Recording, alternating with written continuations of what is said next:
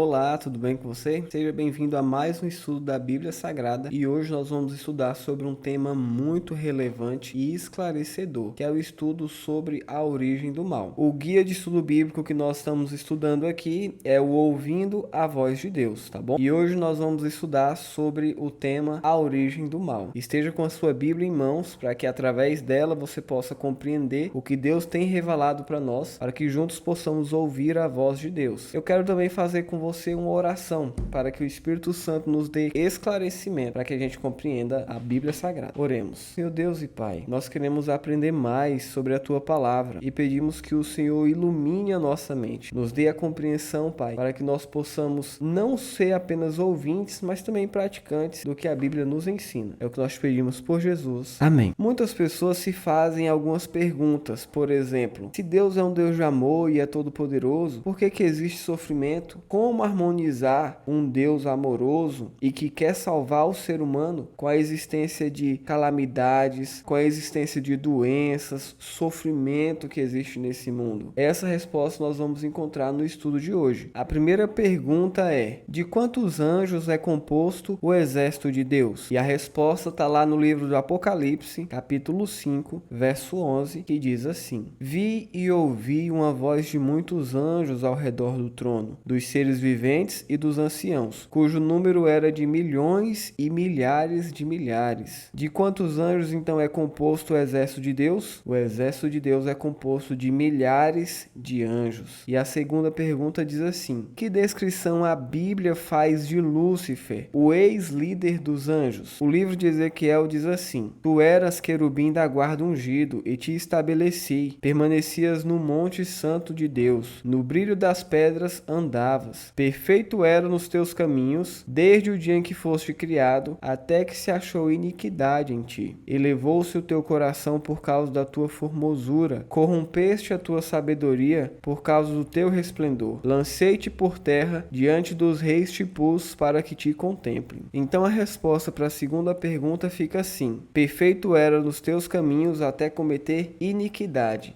A descrição que a Bíblia faz de Lúcifer é que ele era um anjo perfeito, um ser de luz, até que ele cometeu o pecado e aí se tornou o opositor. Mas a gente vai entender melhor isso com a terceira pergunta: que outros pecados esse anjo cometeu? Marque verdadeiro ou falso. E a resposta está lá em Isaías capítulo 14, do verso 12 ao verso 14, que diz assim: como caíste do céu, ó estrela da manhã, filho da alva, como foste lançado por terra, tu que debilitavas as nações. Tu dizias no teu coração: eu subirei ao céu, acima das estrelas de Deus exaltarei o meu trono, e no monte da congregação me assentarei, nas extremidades do norte. Subirei acima das mais altas nuvens, e serei semelhante ao Altíssimo. Então a resposta para a terceira pergunta fica assim: Lúcifer queria assentar-se no trono de Deus? Verdadeiro. Lúcifer pretendia ser semelhante ao Altíssimo? Verdadeiro. Lúcifer queria o lugar de Deus e ser adorado? Verdadeiro. Lúcifer amou a Deus? Falso. Os outros pecados que Lúcifer cometeu foi querer se assentar no trono de Deus, ser igual a Deus e ser adorado no lugar de Deus.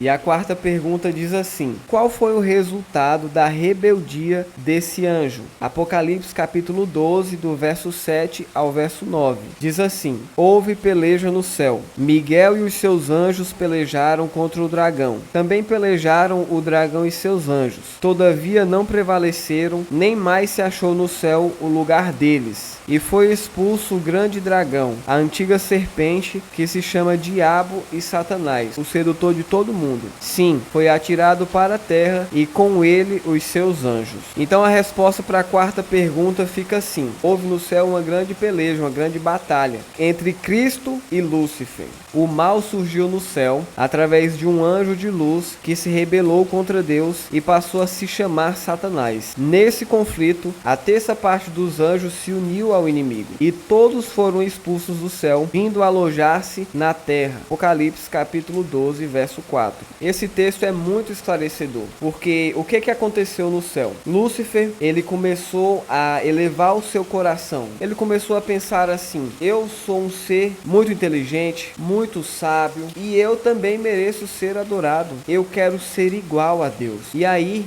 ele começou a falar para os outros anjos que que estavam no céu que Deus não era um Deus de amor. E começou a dizer para os anjos: olha, Deus só é bonzinho porque nós adoramos e obedecemos a Ele. Mas no dia que nós desobedecermos, Ele vai nos destruir. E Ele vai mostrar que Ele é um Deus mau. E Ele começou a falar isso para todos os anjos do céu. Até que chegou ao ponto que Ele estava interferindo no livre-arbítrio dos outros anjos. Então Ele precisou ser expulso do céu. Então acontece essa grande batalha que Apocalipse descreveu aqui para nós. A quinta pergunta diz assim: que advertência Deus fez a Adão e Eva no Éden? Gênesis capítulo 2, do verso 15 ao verso 17. Tomou, pois, o Senhor Deus ao homem e o colocou no jardim do Éden para o cultivar e o guardar. Mas da árvore do conhecimento do bem e do mal não comerás, porque no dia em que dela comeres, certamente morrerás. Nesse texto nós podemos ver que Deus foi muito claro para Adão e Eva. Deus disse que eles teriam liberdade para viver no jardim, comer de todas as árvores, mas do fruto da árvore do conhecimento do bem e do mal, eles não deveriam comer. Essa foi a advertência que Deus fez. Deus disse: não comam da árvore do conhecimento do bem e do mal. Se comeres, certamente morrerão.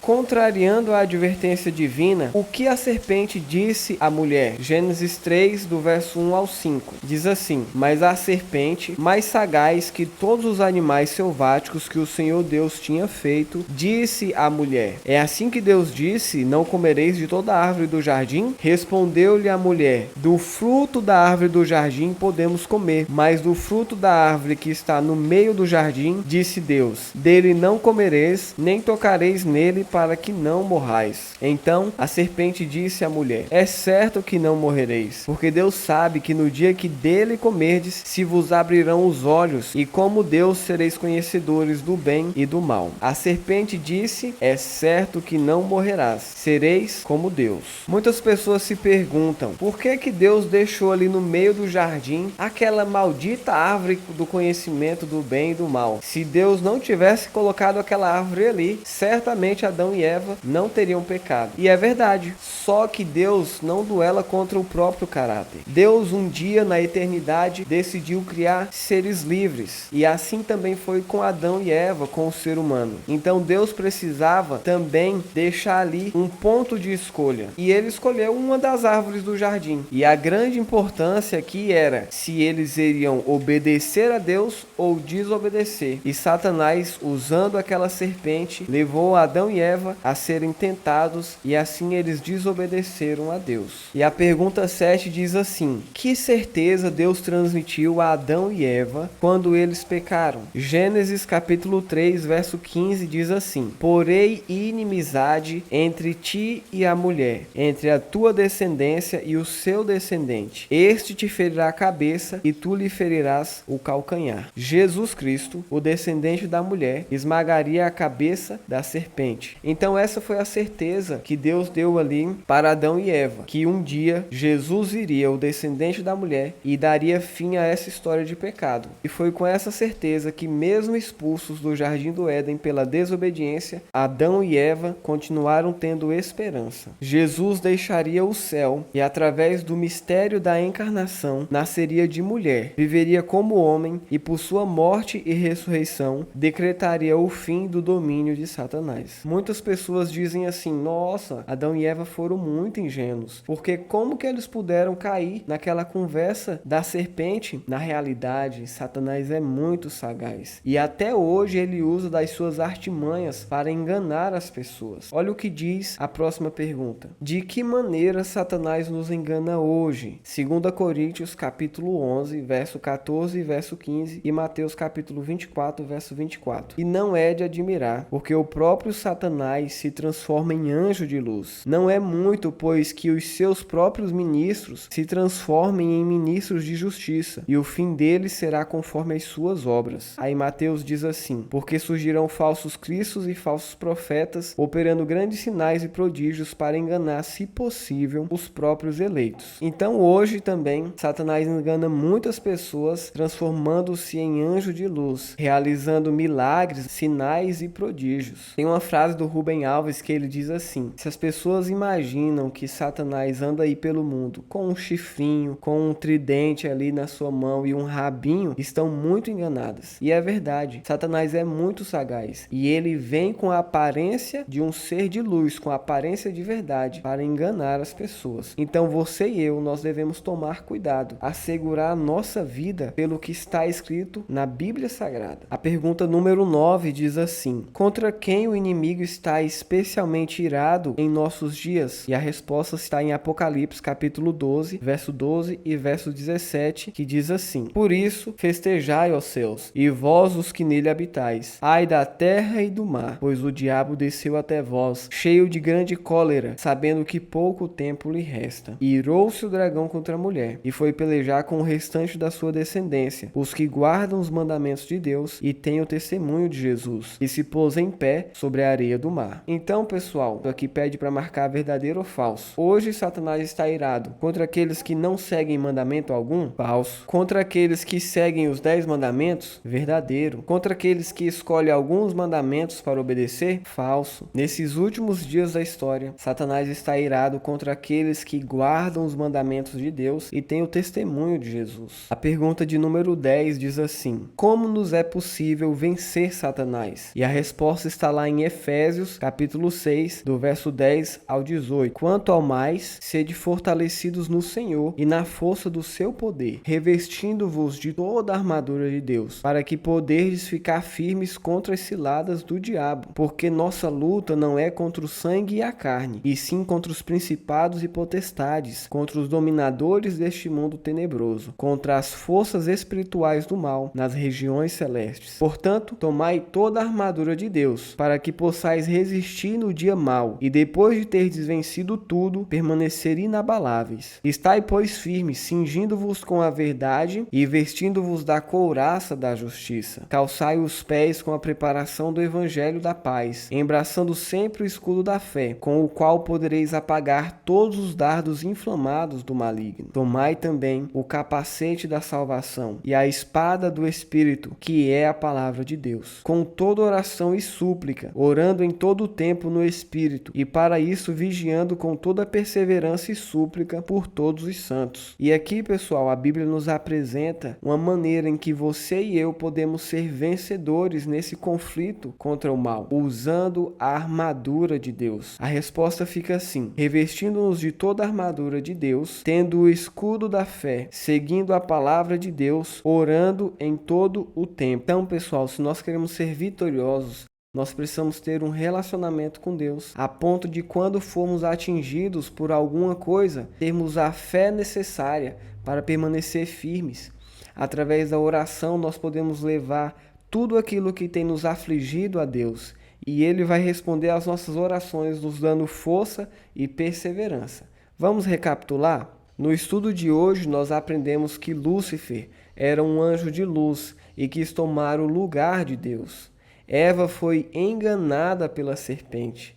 Aprendemos também que o mal se originou no céu, no coração de um anjo livre e não com Deus. Lúcifer cometeu iniquidade, que é desobediência à lei de Deus. Ele enganou os anjos e tem enganado muitos através de sinais e prodígios, ou seja, de milagres. E nós vimos também que Satanás está irado contra aqueles que guardam os mandamentos de Deus. E eu não posso finalizar esse estudo bíblico sem fazer com você um compromisso de fé. Por isso eu te pergunto: você crê que o mal surgiu com um anjo criado perfeito e que se rebelou contra Deus? Você crê no grande conflito entre o bem e o mal? E diante desse conflito entre o bem e o mal, você quer ficar ao lado de Deus e de sua palavra? Você deseja se revestir de toda a armadura de Deus e seguir suas orientações? Se sim, fique sabendo que eu estou orando por você para que Deus possa abençoar e que você venha conhecer cada vez mais a Bíblia Sagrada, tá bom? E eu quero convidar você para o próximo estudo. E no próximo estudo nós vamos aprender mais sobre como posso ser bom diante de Deus, Como posso apagar meu passado mal? Como posso ser apresentado sem culpa diante dele? Como posso ser salvo? O próximo estudo nos mostrará a resposta bíblica para uma vida cristã vitoriosa. Eu aguardo você.